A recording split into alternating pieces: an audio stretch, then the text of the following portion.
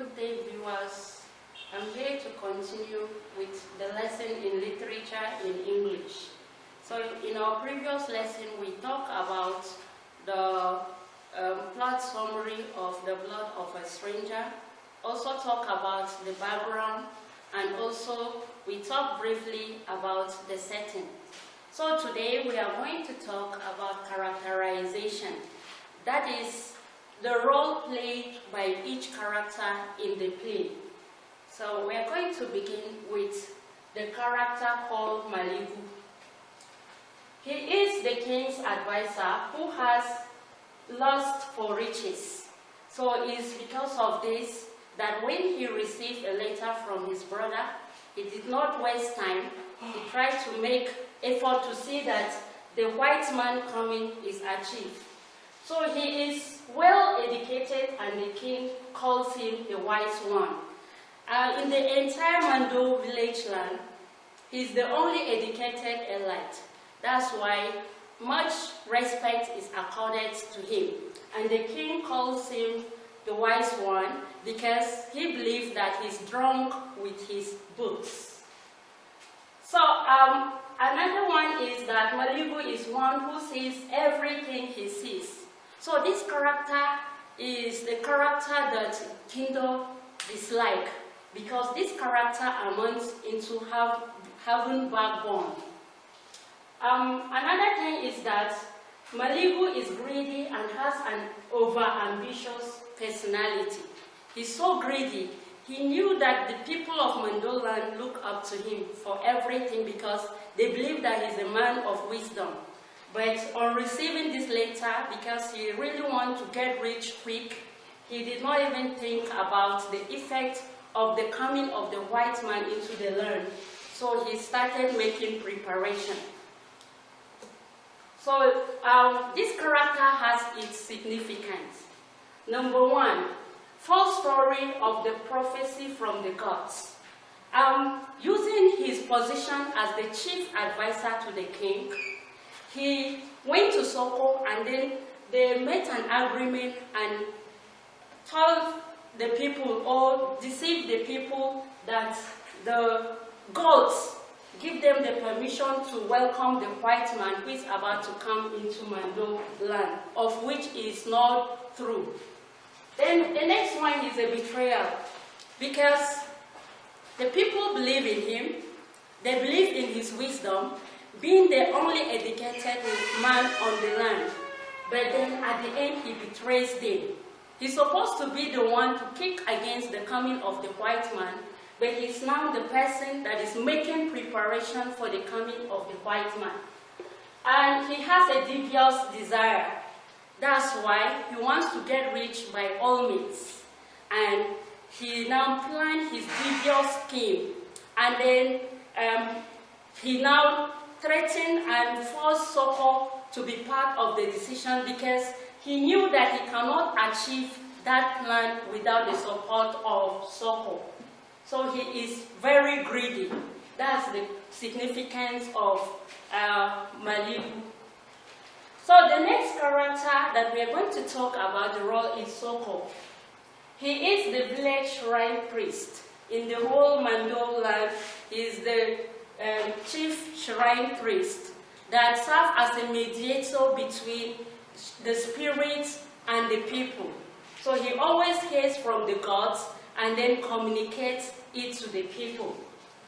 Apart from that, Soko is full of deceit and betrayal, in the sense that people so much believe in him. They believe in his voice. They believe that his voice is the voice coming from the gods. And then at the end, he now deceived them, and then he betrayed them by welcoming or planning a false prophecy about the coming of the white man. And he also deceived the people that he normally sleeps in the cave, which is lie. But as a chief shrine priest, he's supposed to always sleep in the cave. But he lied to the people that he normally sleeps there, but it is a lie. When it is night, he sneaks out and sleeps in the bush.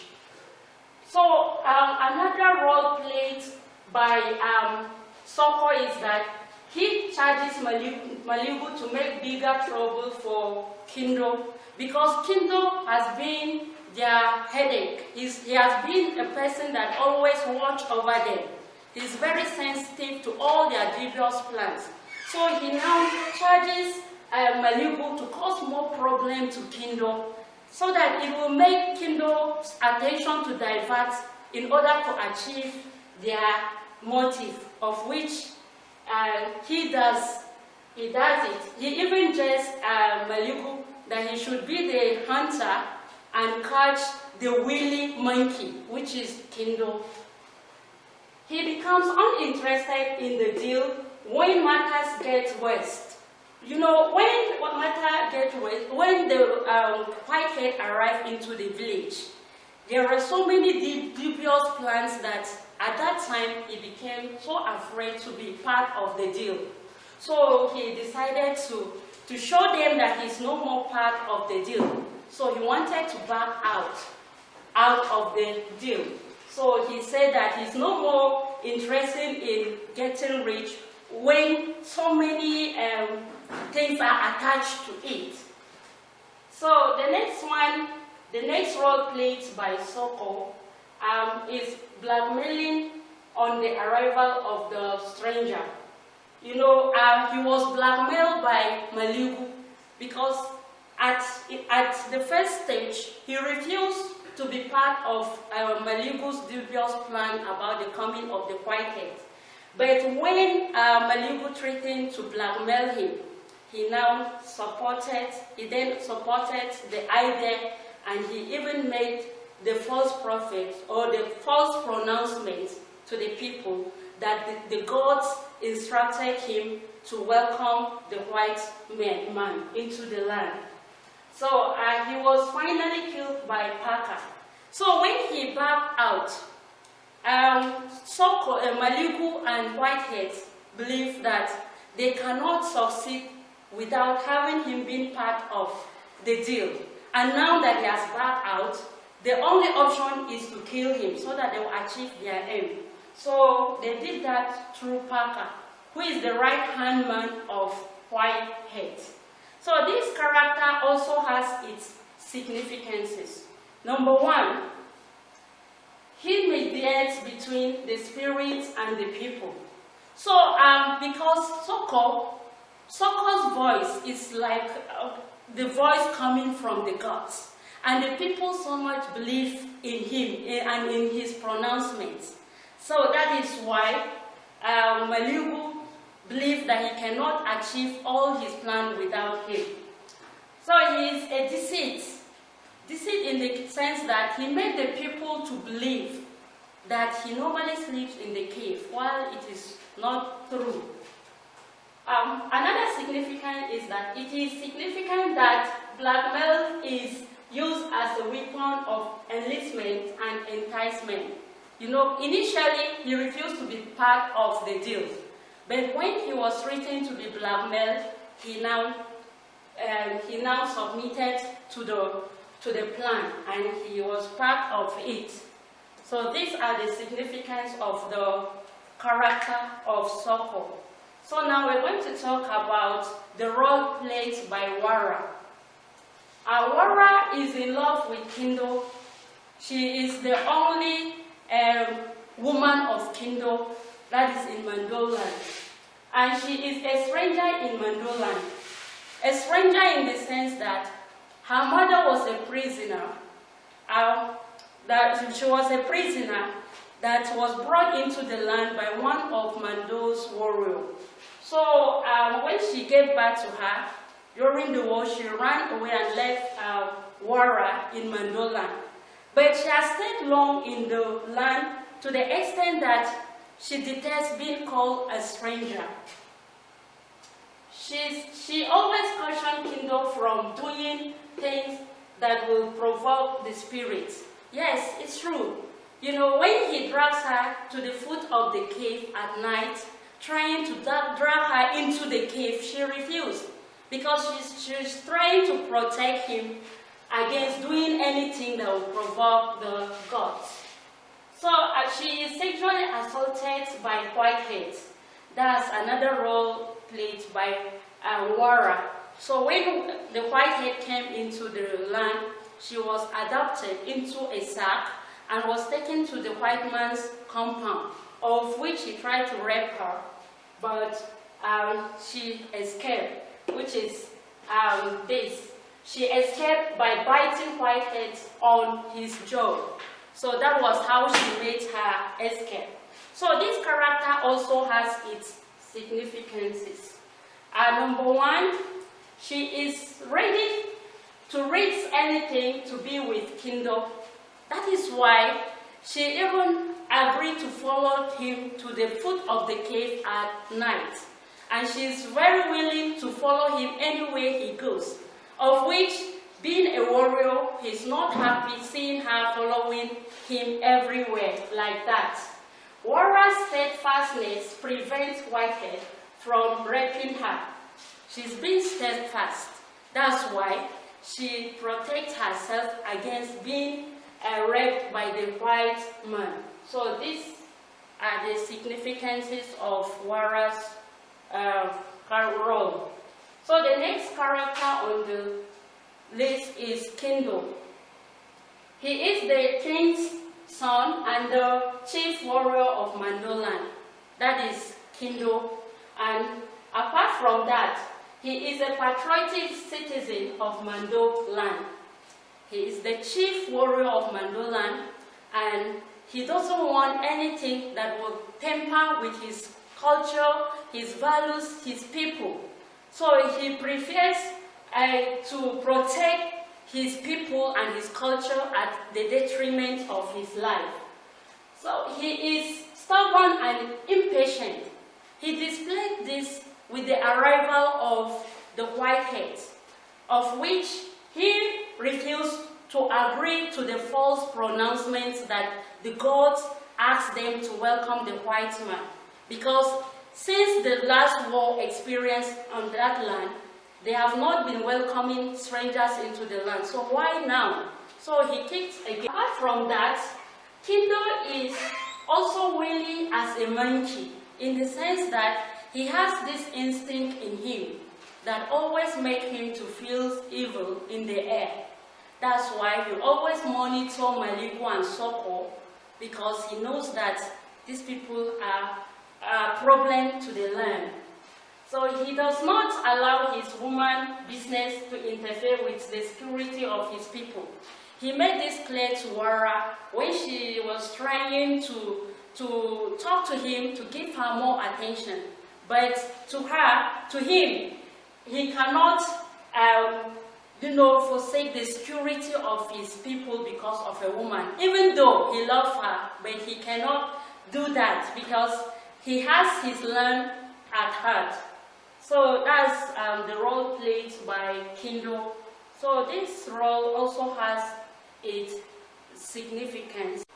Another role of Kindo is that he can read and write, but the people of Mando are not aware of it because he kept it a secret. And the reason for doing that is to monitor the sincerity of Maligu and others in handling the affairs of the community. He is rigid and more concerned for safety of his people.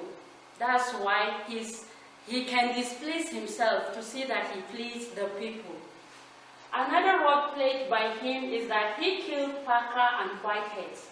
And he did that because he killed Parker on a peace sign, simply because Parker killed Soko. And to him, he cannot allow Parker to go like that. And he also killed Whitehead so that it will terminate all the evil plans of the stranger in the land. So another role played by Kindo is that the white man's dubious scheme is exposed through him. Although he was banished from the land by his father for killing during peacetime, but then he made the dubious plan of Whitehead known to the people before he left. So now let's quickly talk about the significance of Kindo's role. So one of it is that Kindo is a defender of Mando land. And then another one is that he is very smart enough to see through Maligu and SOKO'S dubious plan. And he handles situations with the wisdom of an elder. And this is the character that his father is so satisfied with. He can read and write. And he kept it a secret to the people to monitor the people that is suspecting their movement on the land. His killing of Parker and Whitehead suggests the date of Western exploitation of African wealth and heritage. So, by killing Parker and Whitehead, it shows that it terminates the Western exploitation of the British colonizers into African. So let's move to the next character, which is Santigi Mando V. Santigi Mando V is the king of Mandoland and the father of Kindo. Santigi is an upright man and a rigid observer of traditional laws and cultural norms. That's why, in order to display justice, he banished his son during the peace time, simply because he kills during a peaceful time. So he did not say, "This is my son." And in order to display justice as a real king, he banished even his own biological son. Another role played by him is that he is manipulated into admitting a stranger into his domain. You know, initially he doesn't know the plan on ground, and he is convinced by what Soko and Maligu told him. So it's not his wish to be part of the coming of the white man, but because they told him that the gods instructed them to do that, so who is he to say no? So another role played by him is his rigid sense of justice propels him to banish his son Kindo. So I've explained this. So he stands firm on the side of justice and cultural values of his people. So throughout the play, he's not found doing one thing that is contrary to the tradition. Another role played by him is that his manipulation when the lieutenants are insincere. So that means he was manipulated into welcoming the white men through his lieutenants who were unsincere. That is Maligu and Soko. Not listening to Kingdom most time. You know, the king, being the king, and Kindo is always making sense, because Kindo is used to sense evil from in the air, and anytime Kindo is cautioning him, he doesn't listen to him, just to avoid being accused of, you know, undermining his lieutenant and then supporting his son. So another role played by Santigi is that he is full of gullibility, simply because he's easily convinced. Because when the white head came into the land, he convinced him into smoking pipe, of which he did. And apart from that, he was made to banish his son, of which he did. So that's his weak point. So the next character is Parker. And Parker has so many names. He's addressed as Andrew, Samuel, Stevenson, Thompson, and Parker. And he's an African who has so many responsibilities. He is the secretary, assistant, interpreter, advisor, and the right-hand man of the white head. He objects to be addressed without Mr. title. That was why when Kindo addressed him without this title, he insists that he must be addressed as Mr. Parker.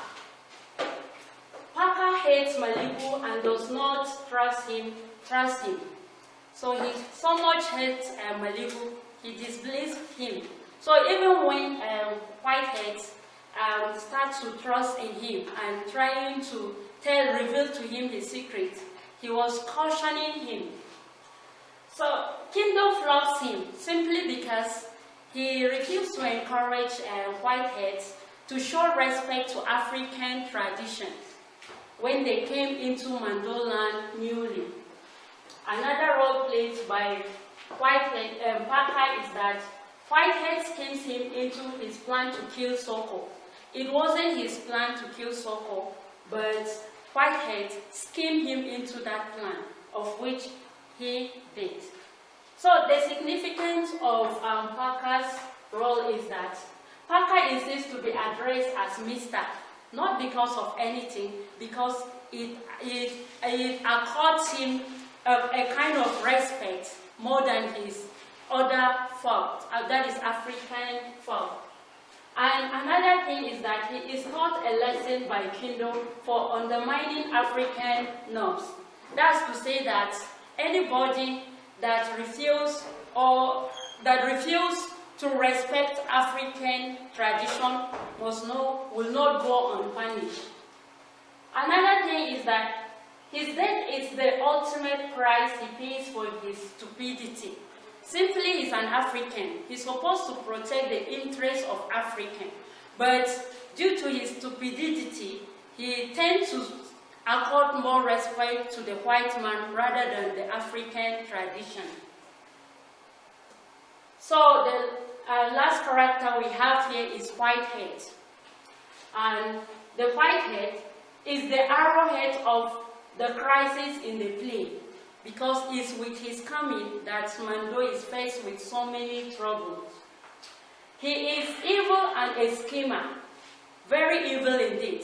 He has a different intention for coming into Mandoland, but he came and lied, simply because he wants to achieve his aim. He is also greedy and a dictator, and he believes that he can deceive the entire community in order to steal their diamonds. He lies to the king and his people that he is in Mandoland to cultivate tobacco, but that was not true. His main aim is to steal their diamonds and not to farm tobacco. He just used that as a cover crop. He uses petty gifts and hard drugs, tobacco and gin spirit drink to confuse the people. So when he arrived, this is the problem he caused to the youth. He was not in good terms with Kindo, so Kindo opposed him because of giving the youth all these hard drugs and make them to be confused. He also plot SOKO'S death, simply in order to achieve his greedy aim for coming into Mandoland. And lastly, he died in the hands of Kindo because he tries to kill Kindo, but at the end, Kindo killed him so that he will leave the land, because he can't leave the land without killing Whitehead, because at that time he has been banished from the land by his father. So the significance of Whitehead's character, we have one, plundering of African riches and heritage. That's one. His character trait, all colonial stories. And that's another one. His real intention is to steal the people's diamonds and not to plant tobacco. The hard drinks he offered was to secure their consciousness. And he detests the guards of Kindo because to him, Kindo is so determined. So he doesn't like that character or that trait in Kindo. His death in the hands of Kindo marks the triumph of African values and resilience over Western exploitation. So these are the major characters that we have in The Blood of the Stranger and their roles. So I'll quickly read through the major events in The Blood of a Stranger as it is written here. Later announcing the arrival of a white stranger. Then we have Maligu pursuits and blackmails Soko to partake in his dubious plan. The mission of the white man is revealed and Soko is enlisted into the game plan. So the next one is Kindo and Wara in emotional tangle banter.